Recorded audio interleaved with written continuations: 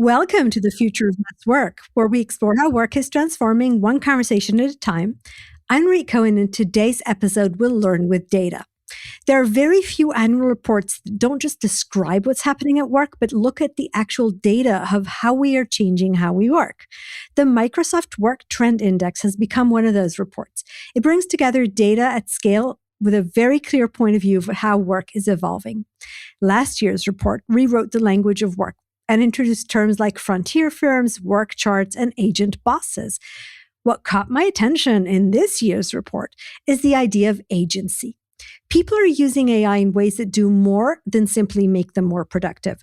What they're really gaining is more agency, more ability to direct work, more decisions, more owning the outcomes. But here's the challenge. That expanded agency is coming up against old structures and processes. The job description, roles and responsibilities, org charts, decision-making processes. The way Microsoft's Work Index calls it this year, people are ready, the systems around them are not. So I wanted to go deeper into that gap, what actually blocking people from operating at that next level. Where do structures like roles, hierarchies, and management practices get in the way? And probably more important, what can we do about that? How can we learn from the organizations that are already figuring out how to remove that friction? To explore this, I'm extremely honored to be joined by Jared Spataro, Chief Marketing Officer for AI at Work at Microsoft, who leads the thinking behind the Work Trends Index this year and how AI is reshaping the way we work. Jared, welcome to the Future of Less Work. Thank you very much. Very nice to be here.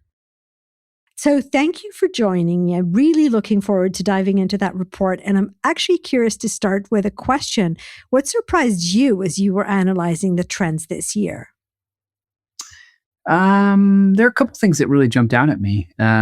Two in particular that I would just cite. I love the data, obviously. I mean, I think it's one thing to have an opinion. It's a really different thing to be able to see the data and then form a picture of where the world is right now. So when we looked at the productivity signals from Copilot, which is used exclusively at work and in a work context, almost half, it was 49% of Copilot users were actually using it to do cognitive work. And we classified that as like analyzing things, problem solving, evaluating decisions or criteria, and or thinking creatively. And Which is as opposed to what kind of work, like crafting email messages? Yeah, that's right. The type that you would think of to be a little bit more transactional, for instance, or information search was something that was a big use case early on, a couple of years ago. People were using it much more like the tools that they were used to. They kind of thought, hey, this looks like a better search engine. Maybe it can help me find the stuff I need. This type of work is real work that you're digging into. It's kind of, you could think of it as being at the heart of most people's jobs as knowledge workers. So I love that. And it was really interesting to see. It also foreshadowed where we were heading. Not a large fraction were yet using it to produce actual content, but there were some that were, and that was a kind of a pointer into where things were going. And maybe one other thing that we'll talk about more data, but one other thing that caught my attention, 58% of workers, now we've switched out of, for this stat, switched out of the telemetry and into a survey that we did. 58% of workers said that they're producing work today that they couldn't have a year ago thanks to AI. And that 58% rises to 80% among what we call frontier professionals. And those are our most advanced users of AI based on a whole bunch of different criteria. So there's a lot right now. Yeah, and let's actually go there. I was planning on getting there later, but frontier professionals is also, you've used frontier firms to describe, and we'll get there, right? The companies that are actually transforming kind of at a better rate. But frontier professionals is a new concept. What makes people, what are they doing that shows that they are frontier professionals? For sure. Number one is the frequency of usage. Number two is the intensity of usage. Number three, you could really block out essentially is the scenarios. And if I break all that down, I can just, give you a profile. Now, this is something that's just emerging for us as well as the whole world. But when it comes to frequency of usage, these are people who use AI on a daily basis. Most of them use it much more often than that. Oftentimes when I'm speaking with groups and trying to really get a handle qualitatively on frontier professionals, I'll find that these people would say that they'd use it at least once an hour. In terms of intensity of usage, they really are digging in. And this is a place that, most often we could use tokens as a way to talk about what they're doing, but they're intensely using the product or the capabilities of a product to do some of the things that we talked about, analyzing, deciding, creative type of work. And then as we move over into broader number 3 kind of scenarios, what we see is that these folks are pushing the boundaries. They often are creating agents. They're using agents to automate workflows, or at least parts of workflows. And these are folks that are leading the way on actual artifact creation. So a real frontier professional right at this moment would tell us that if they, for instance, have to do writing as a part of their job, or even design as a part of their job, maybe slides, they do less of that manually than they've ever done before, but they're producing sometimes 10 times more than they've ever been able to produce. So those 3 characteristics kind of define a frontier professional. From our perspective, I think we'll all continue to learn. And one of the things that caught my eye with frontier professionals is they also knew when not to use AI. Indeed. Yeah, indeed. I think, there's a report that came out, 2 years ago that talked about this jagged edge. And in the industry, we still refer to the jagged edge of AI. And what we mean by that is there are places where AI is just exceptional, where it extends your agency, extends your capabilities in ways that most of us would have just dreamed of a few years ago. But then there are places where it incredibly disappoints. It's like something that, can perform in a superhuman way, for instance, at a road race, but it can't tie its own shoes sometimes. And that discrepancy, understanding where those limitations lie, that kind of takes some experience. And frontier professionals, they have gotten the experience and sometimes bumped their elbows and bruised their knees as they're doing it.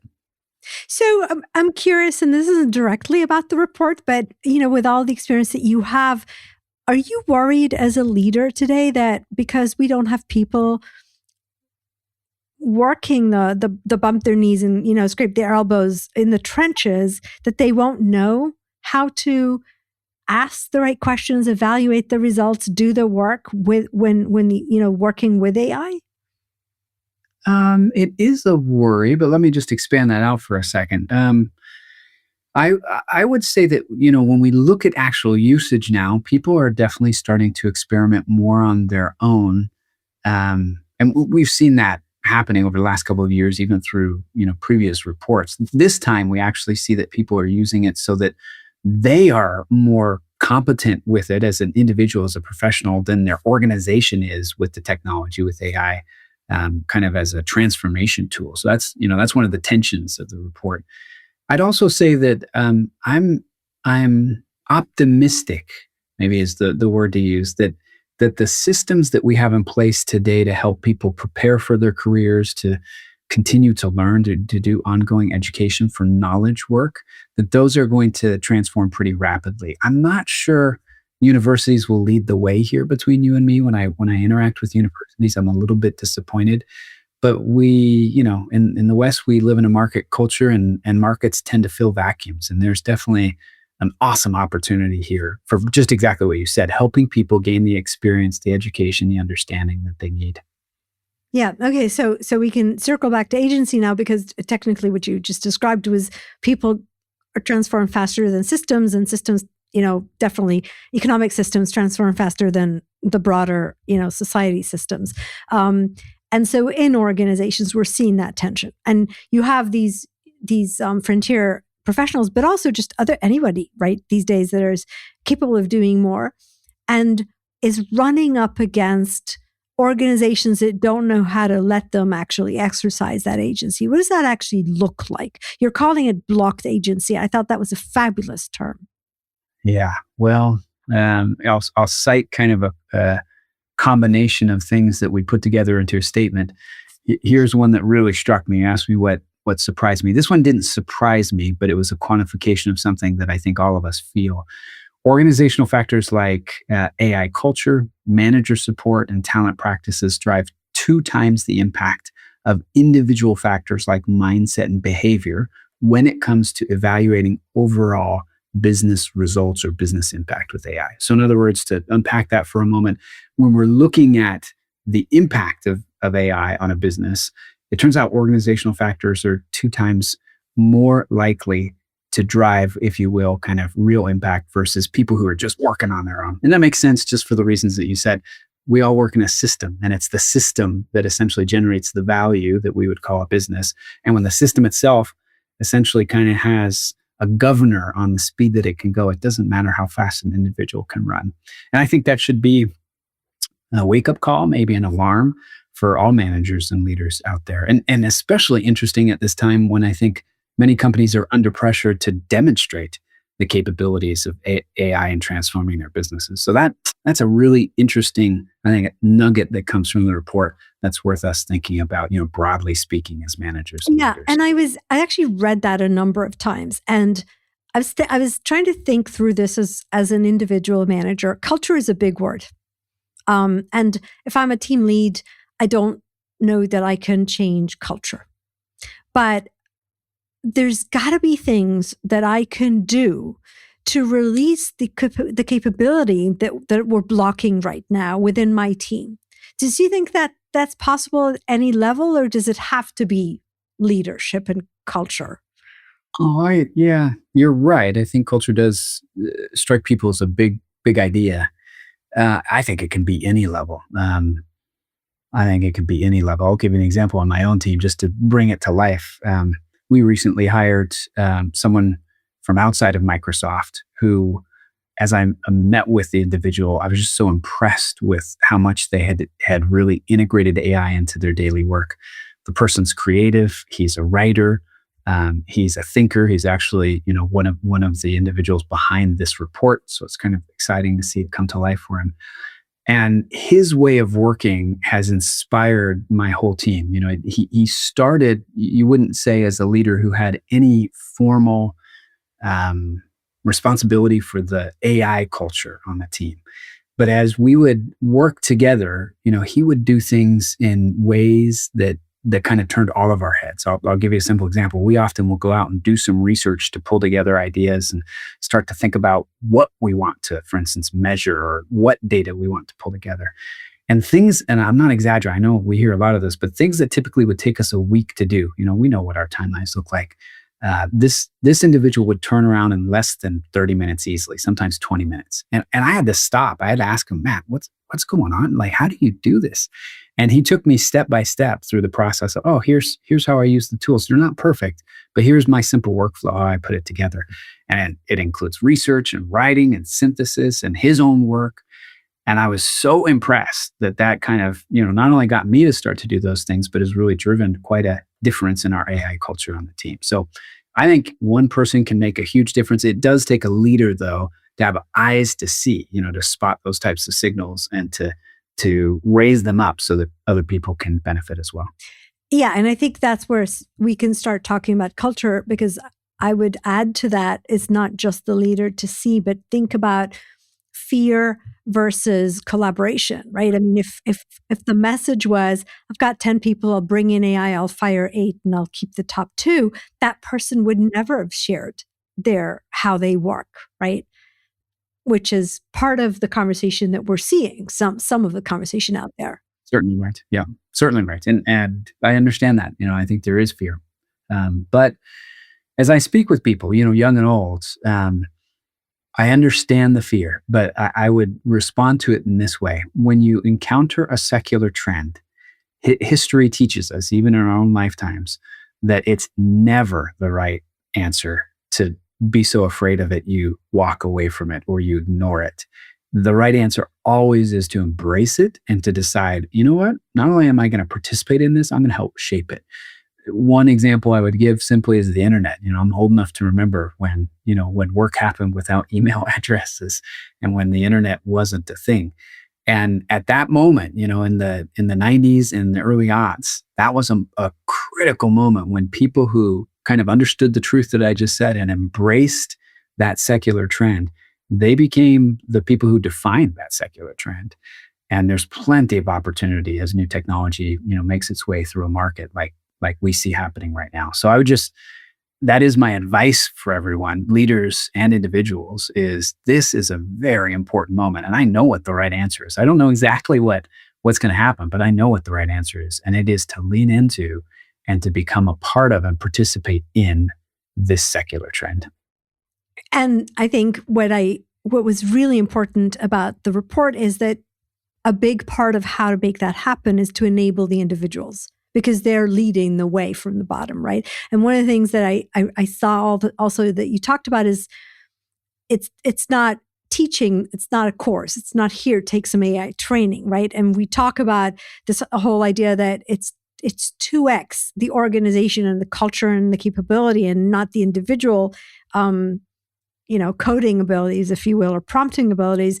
It's not a class. And you talk about this learning system.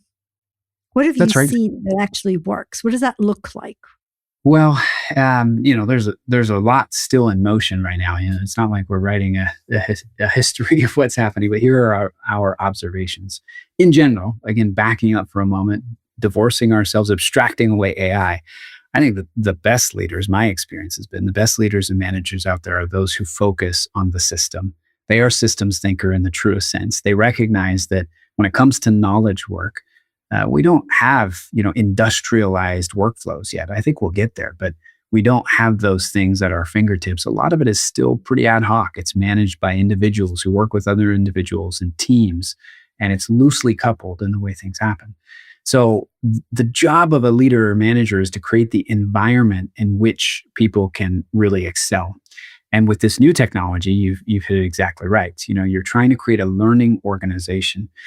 I think there are essentially, two big ways to do that. Number one is you want to empower individuals from the bottom up and give them as much agency as possible to first rethink their jobs, and then second, rethink, if you will, the bigger picture of the way the job ladders up to the value creation.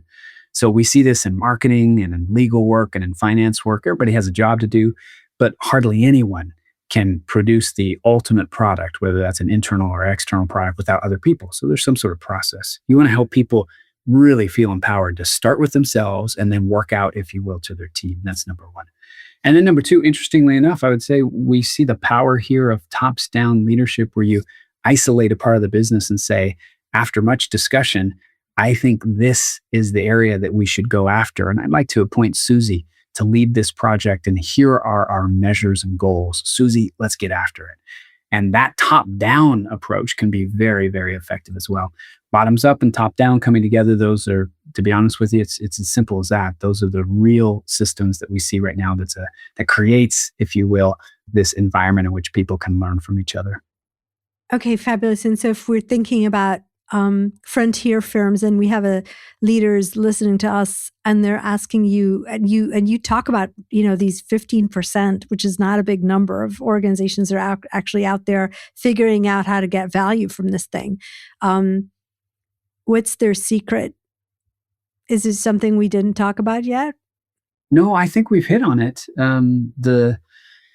When people will pause me right here and say, "Man, that sounds good. Like, what do we go and do?" And I would say this, like, if I were to, my most effective way for communicating, if I were to articulate it, I say this: the future's already here. It's just unevenly distributed. And the place the future has come to life is in software engineering. That function has been absolutely transformed over the last 36 months. It doesn't look anything like it used to look. And when we have gone back to study it, we are at a place where we can go back and say, hey, what happened, and what will generalized knowledge work look like in the future? We absolutely see some patterns. The easiest way to talk about it is we see essentially the transition from the human being the doer of the work to the human increasingly being the overseer. That's the whole idea of agent boss, like you said, of last year's report, but we've seen it come to light.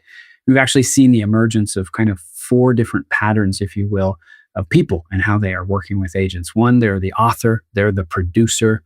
That's essentially AI as an assistant. Number 2, they're the editor. AI is producing, but they retain editorial control. Number 3, they're the director. They've moved out of that type of kind of ad hoc assistant type of scenario, and they're actually providing specs, and AI is doing the work. And then the state of the art right now essentially is fleets of agents. They're kind of an orchestrator. They oversee exactly an entire team, and that orchestration becomes really important. So that's the way that I make it real, and I can show them, with the work that we're doing to reorganize our software dev efforts. That most of the time helps people kind of visualize, oh, I see, because I say as software dev has gone, so will go finance work, marketing work, legal work, you name it. Knowledge work writ large is going to go in this direction. The question is, how do you orchestrate a fleet of agents to do contract work, if you're an attorney? Or how do you do that same type of thing to do marketing work if you're a marketing manager?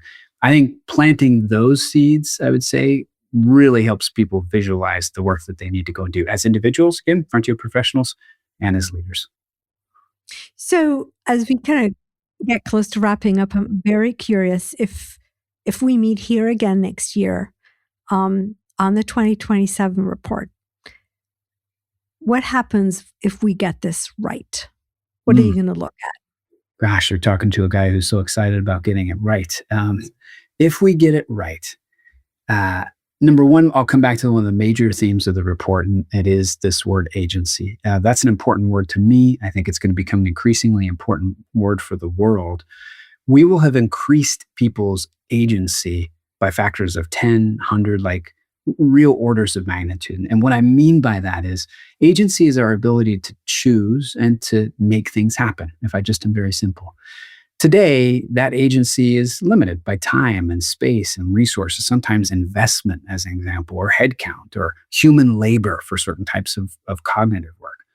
What we'll do for individuals is we will lift the ceiling of their agency.